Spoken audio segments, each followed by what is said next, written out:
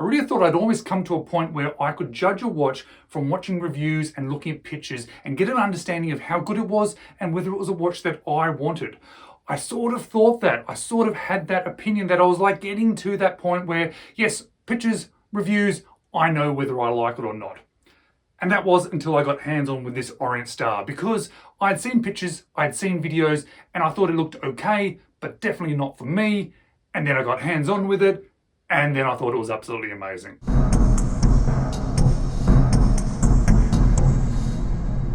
Hello, you're watching James. My name's James, you're watching me, and I am talking about watches. And today I'm talking about a watch which I got completely wrong. I got completely wrong because I got into that sense of thinking that I may know watches better than I absolutely do.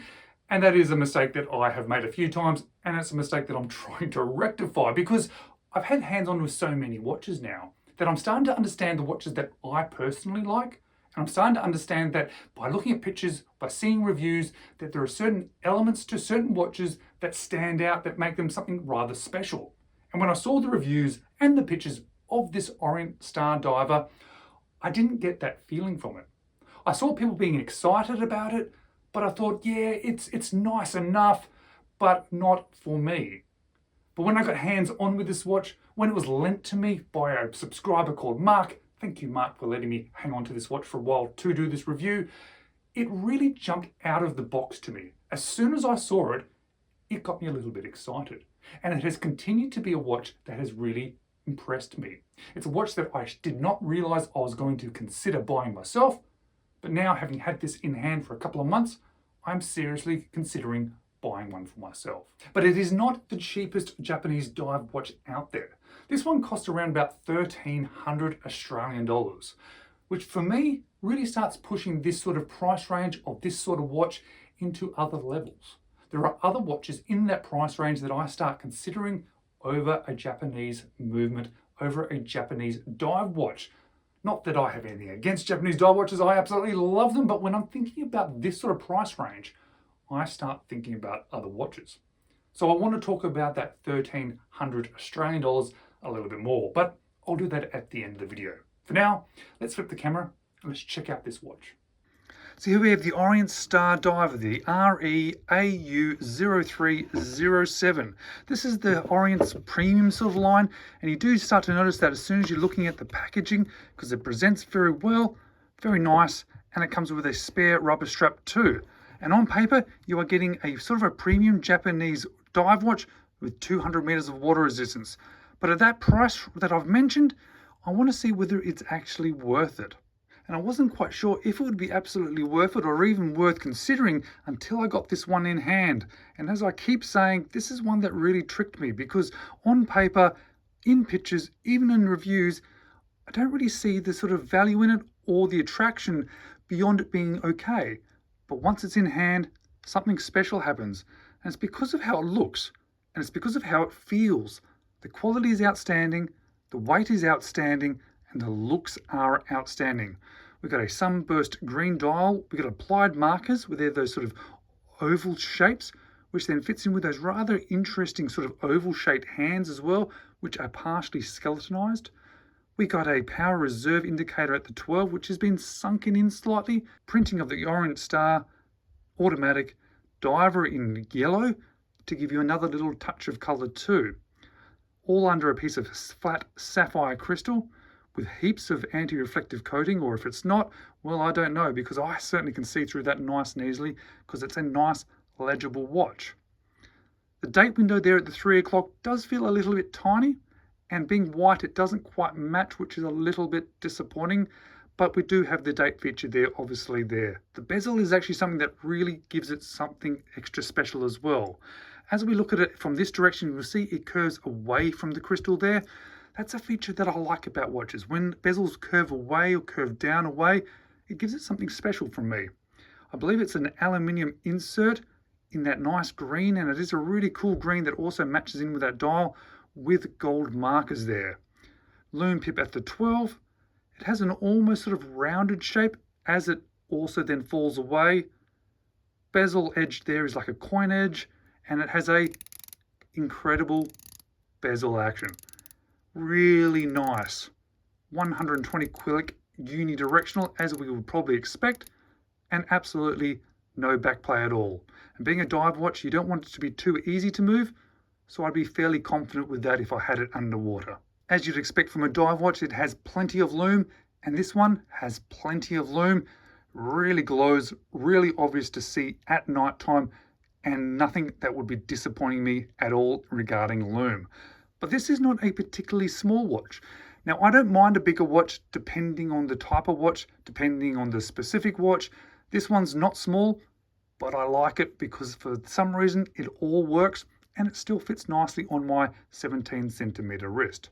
But the case itself is actually 43 millimeters. The width is 13.5 millimeters. The lug to lug is 51 millimeters. Lug width is 22 millimeters.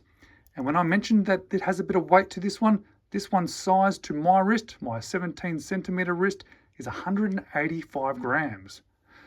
Now 185 grams may sound like a lot, and really I think it is basically at the limit of where it starts feeling bad. This one feels great, let me be clear, but if it was more, that's when it starts to feel a bit heavy. This one just feels substantial, and I like a little bit of weight on wrist, so I'm not complaining whatsoever. Now the case is all brushed. We've got brushing on the tops of those lugs, sort of circular patterned. Then of course horizontal brushing across the side. Has a slight texture to it, but it feels very soft to the finger, so that's really nice. Drilled end lugs there for a quick strap change, which if you want to be changing back and forth to rubber, which is with the spare rubber strap, that is really good. But what it also has is a slight undercut, and that is polished. That is one of the ways that I think this watch actually ends up sitting down nicely on wrist.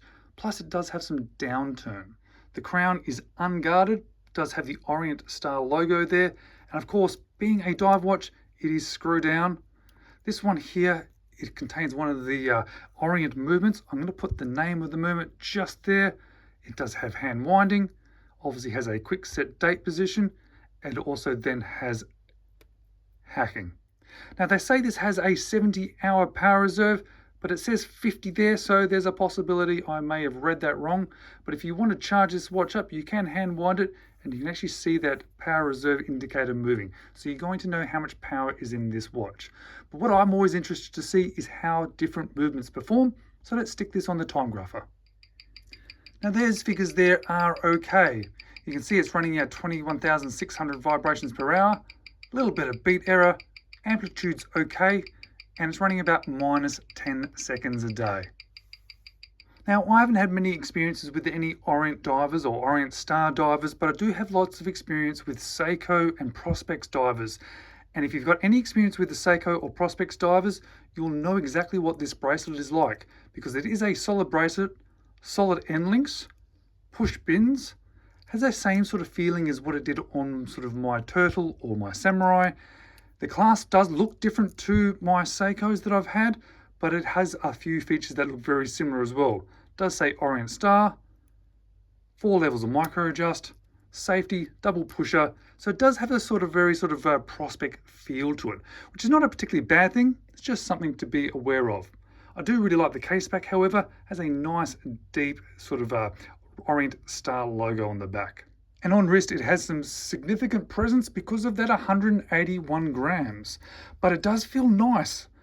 I think it really fits really nice to my 17 centimeter wrist, mostly because of how there is that downturn. Now, it does sit up a little bit, but you can sort of see that it sort of nestles into the wrist. And it does have some weight to it, but it doesn't bobble around the top. Obviously, the bracelet and the clasp are helping to weigh that sort of, keep that sort of balanced nicely on me. And I'm not wearing it too tight either, so I think it actually looks and feels nice. You can see there is gaps there for the bracelet there to go out and around my wrist. It's not looking like this. So for a bigger dive watch, surprisingly, I think it suits me quite well. It does come with this spare rubber strap. I'm not going to put it on because this is a Lent watch. I don't want to be messing around too much, sort of swapping straps and things, because I don't want to possibly cause any damage to it. But I can say it's a very nice soft strap. Has a little bit of thickness to it as well, so I can guarantee this one's going to last for some time. Unbranded sort of hardware there, but it's nice and thick, looks good. I'm sure that would be great if you're taking this one diving to switch it over to the rubber strap. So when it comes down to liking, disliking, and what would I change, there's a bit to talk about because there's a lot to like, a couple of things I don't like, and a couple of things I would change. Firstly, the looks of this one and the quality are outstanding, and it's noticeable for both of those when you've got it in hand. I do quite like that's a bit different as well, especially when I'm considering Seiko. And I know it's not a Seiko, but they're the ones that I've had more experience with, so that's kind of what's in my head. Bezel action is really nice. Something a little bit extra special, and just the general feel of the watch is very nice. The bracelet, however, it's good, it's fine, but it's not brilliant. The clasp, certainly at the price, and that's the next thing, the price, it should be a little bit better. When you're spending over $1,000 on a watch, I would hope that the bracelet is perhaps a little bit better, but I could kind of live with that, but definitely the clasp needs to be improved. But there are a few more things I would change. Obviously the clasp, definitely change. The date window, I think it looks a little bit funny there. It sort of feels like it's been squished in a little bit.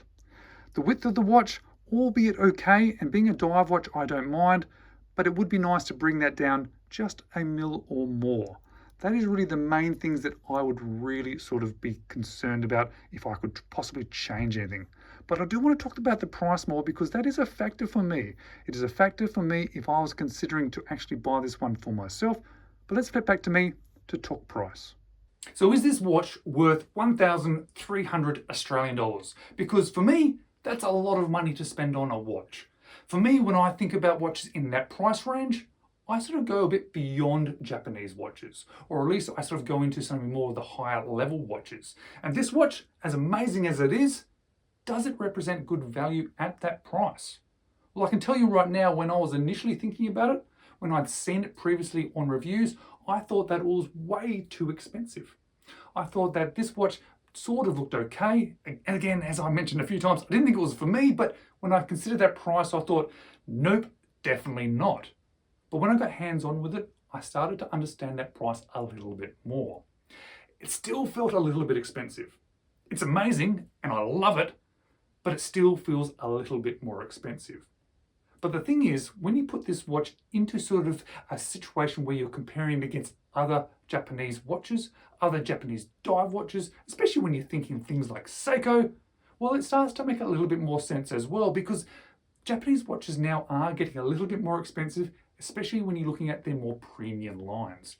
And this Orient Star is definitely one of the more premium watches from Orient. So if you put it into that sort of perspective, I think the price makes a little bit more sense. I am slightly disappointed that the bracelet and the clasp are not a little bit better, but I think that's my own expectations perhaps being a little bit high when you compare it against other watches in the market. Guys, I hope you enjoyed this video. I enjoyed having my time with this watch. And if you did enjoy this watch or you enjoyed this video, maybe check these two out next.